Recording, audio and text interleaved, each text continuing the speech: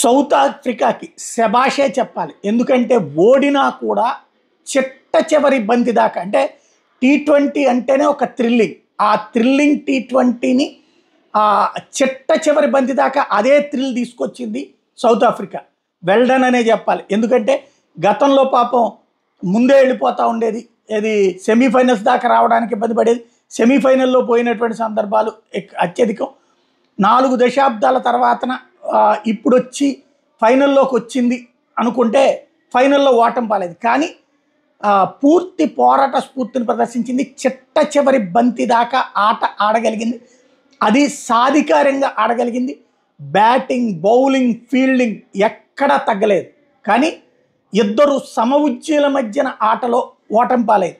కాబట్టి ఓడిన south Africa వాళ్ళ ఏది క్రికెట్ అభిమానుల మనసు గెలుచుకుంది.